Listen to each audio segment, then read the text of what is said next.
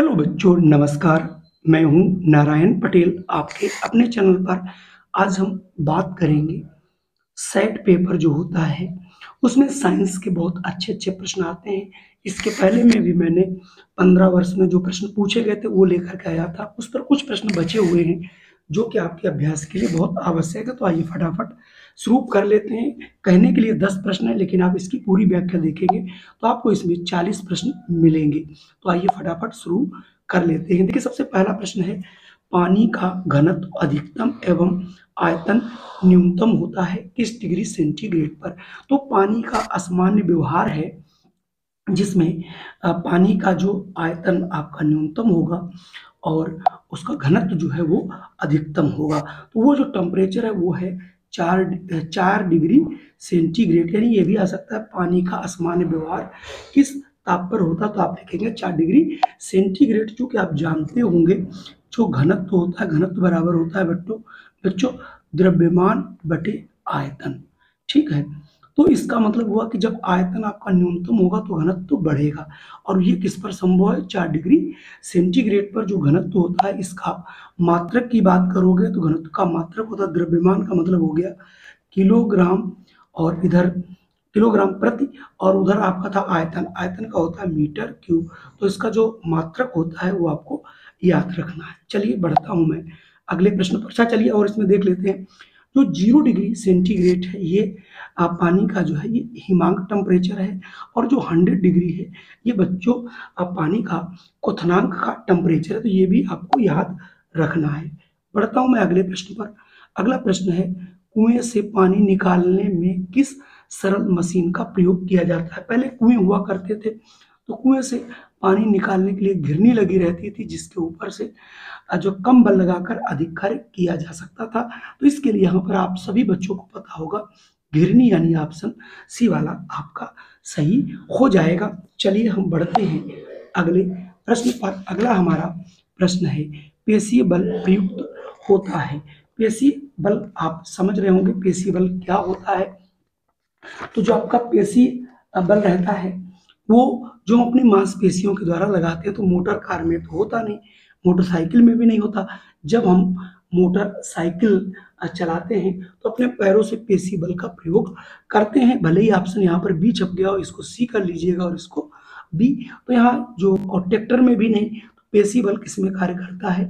आपका मशीन को चलाने में, बोझ को उठाने में, या हम जो कोई कार्य करते हैं उसमें लगता है। अगला प्रश्न है, हम चिकनी सड़क पर फिसल जाते हैं, इसका क्या कारण है?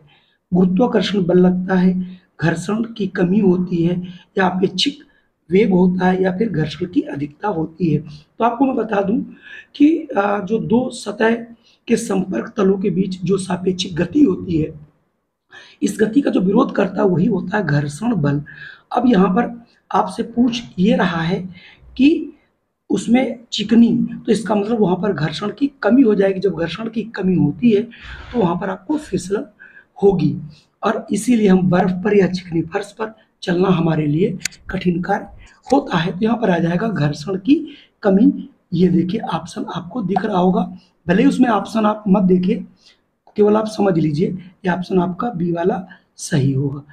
अगला प्रश्न है, समान क्षेत्रफल के पृष्ठों पर F तथा 4F बल आरोपित किए जाते हैं, उन पर लगे दाबों का अनुपात क्या होगा?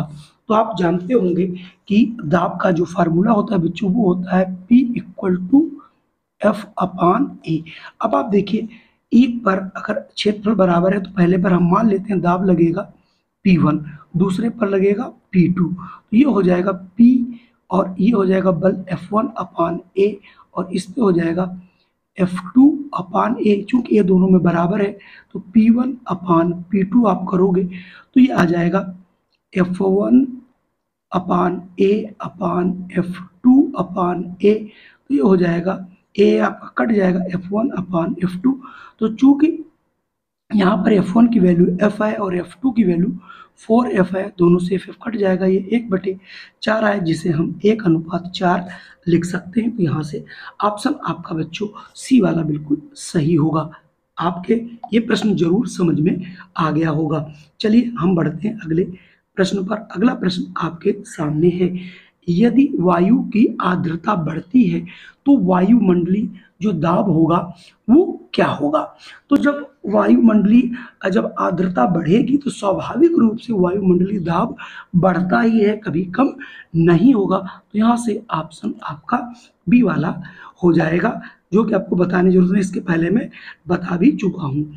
अगला प्रश्न वेरी मोस्ट इम्पॉर्टेंट है कि पृथ्वी सतह से ऊपर जाने पर कौन सा बल लगता है? वायुमंडलीय दाब घटेगा, वायुमंडलीय दाब बढ़ेगा, वायुमंडलीय दाब नियत रहेगा, समान रहेगा, या वायुमंडलीय दाब घट या बढ़ सकता है? तो दोनों तो हो ही नहीं सकता कि घटना बढ़ना। तो इसका मतलब जब हम ऊपर जाएंगे तो वायु जो हमारा वायुमंडल है उसका दबाव कम ही होगा। तो निश्चित तौर पे आप ये याद रखिए या जान लीजिए उसको कि ऊपर जाने पर जो वायुमंडलीय दाब होता है वो सदैव कम ही होता है, यानी घटता जाता है। तो यहाँ से ऑप्शन बी वाला हो जाएगा। ये सब तथ्य के तौर पे आप समझेंगे तो निश्चित तौर पे आपके समझ में आएंगे। चलिए अगला प्रश्न आपके सामने है, 120 सेंटीमीटर स्क्वायर क्षेत्रफल पर 30 न्यूटन का बल लगाने पर दाब कितना लगेगा? अब आप देखिए, दाब बराबर बल बटे क्षेत्रफल होता है, लेकिन यहाँ पर क्षेत्रफल सेंटीमीटर में दिया गया तो इसको हमें मीटर में बदलना पड़ेगा। तो आप ए बराबर यहाँ से देखिए क्या लिख सकते हो, ए बराबर 120 सेंटीमीटर स्क्वायर, तो 100 से भाग करिए, फिर 100 से करिए, क्योंकि सेंटीमीटर स्क्वायर है। अब ये बन गया आपका मीटर स्क्वायर, तो ये बन जाएगा आपका 120 को लिख सकता हूँ 1.2 इंटू 10⁻² अपान, और ये 10⁻⁴। अब इसको हल कर दोगे तो आ जाएगा 1.2 इंटू 10⁻, ये ऊपर ले जाओगे 2 घट जाएगी, -2 मीटर स्क्वायर। अब आप इससे सीधे सीधे निकाल दीजिए दाब क्या होता है, P = F अपान A।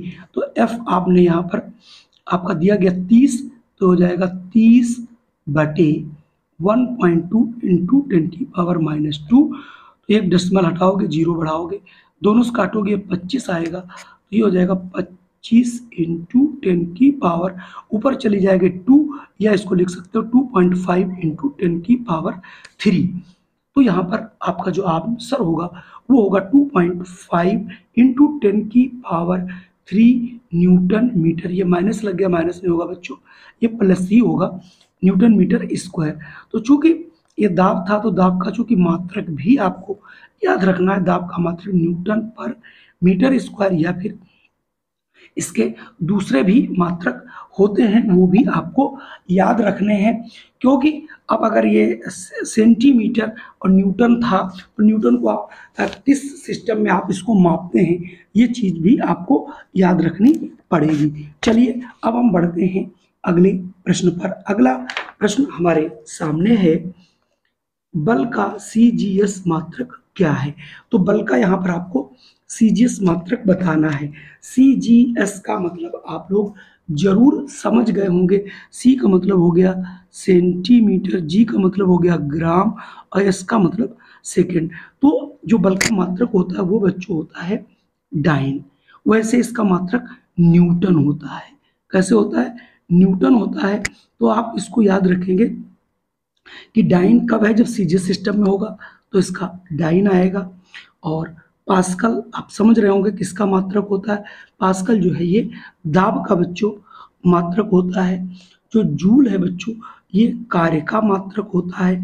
वाट जो है बच्चों ये किसका मात्रक होता है, ये शक्ति का मात्रक SI यूनिट में होते हैं। तो आप इनको याद जरूर कर लीजिए, क्योंकि इनमें से एक प्रश्न आपको 100% मिलेगा।